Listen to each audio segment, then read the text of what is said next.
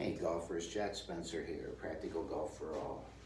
Today I'd like to touch on two things that I think are going to help you achieve your best and most solid strikes, thereby getting your maximum amount of power out of every shot that you hit. If you're like me and you watch the Golf Channel way too much, you'll see ads on there about if you buy this putter, you'll never miss another putt inside 10 feet. But even more so, you'll see a lot of ads that say, well, here you can add 20 yards, 10 miles an hour club head speed, 30 yards, whatever. That's really difficult. I mean, Phil Mickelson did it, but you have to understand, he has a nutritionist, a kinesiologist, a physical therapist, tons of exercises specifically tailored to his need of reawakening his fast twitch muscle fibers, things that just aren't available to most of us. I mean, I'm 69 years old. I'm not going to swing a club as hard as I did 30 years ago. No way, no matter what.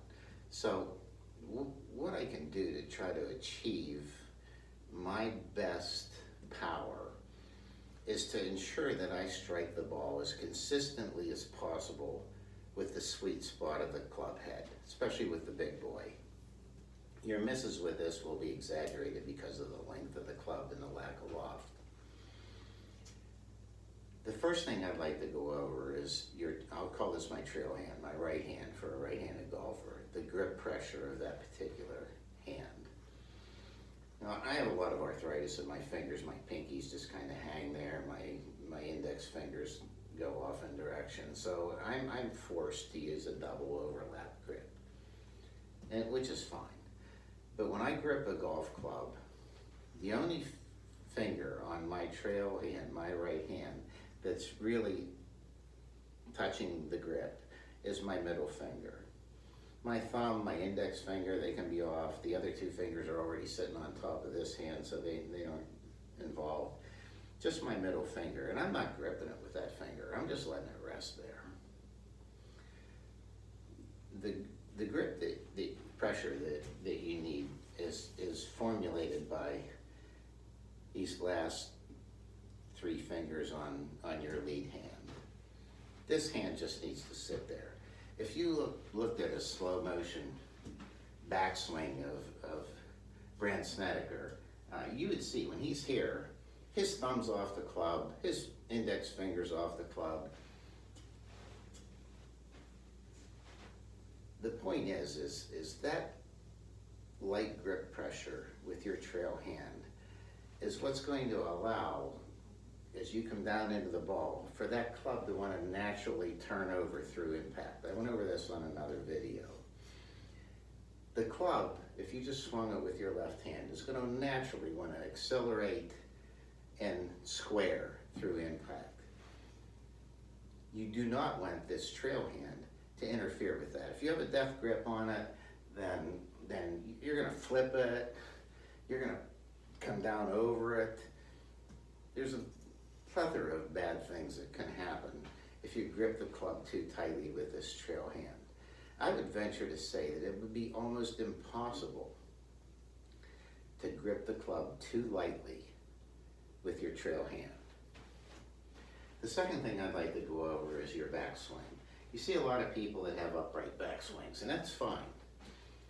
The only problem with that is that you need to make some sort of a compensation in your downswing if you really want to do the inside approach and strike the ball squarely the way everyone recommends you do it.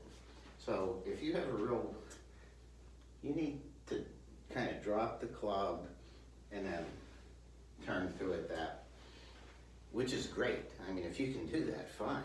Tour pros do it all the time. It's just can be a little bit of a daunting move for most amateurs. I think a better way of doing that is to envision a plane running towards your target and back through your shoulders directly behind you, so that when you achieve the top of your backswing, this lead hand is on that plane. You want it right in here. If you do that, to try to get that hand in that position. It's going to prevent you from jerking the club to the inside. And it's going to prevent you from being a little bit too upright. More of a square to square type thing.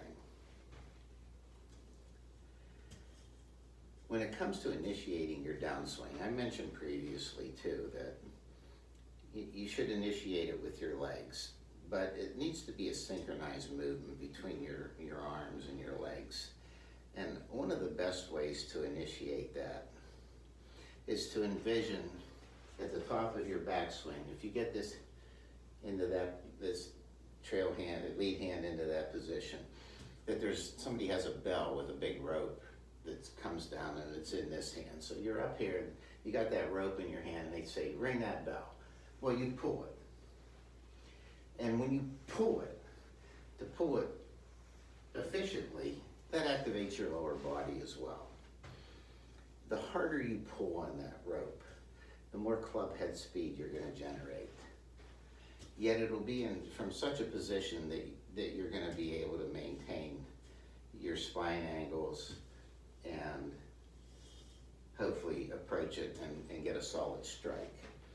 I think if you get here and you get a little bit too upright and you don't make that compensation, then you pull it down over the top of the ball. That's your classic slice top.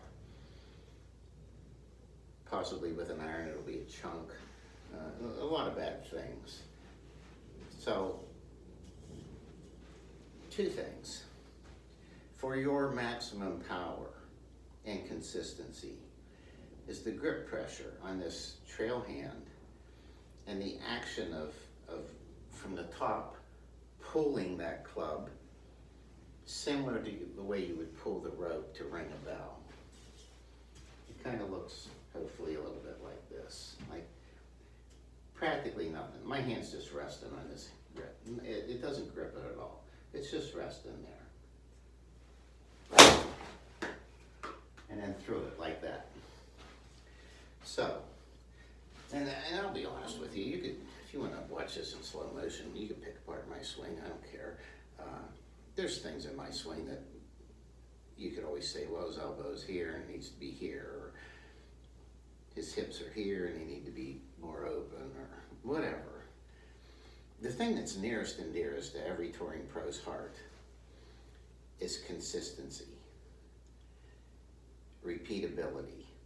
That's all they really want. They want their swing to be the same thing every time they swing a golf club. So get your mind away from the little nuances that maybe certain people say you should or shouldn't do during your swing.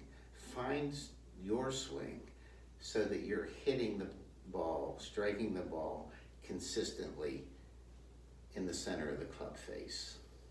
Are you going to hit every shot perfect? Never, ever. It's golf. But know that if you do these couple of simple things, you're probably going to increase the efficiency of your golf swing. And by increasing the efficiency of your golf swing, you're going to maximize your power. So I hope you enjoyed this. It's not a big change for anyone out there, I don't think, but I think it should help. Thank you.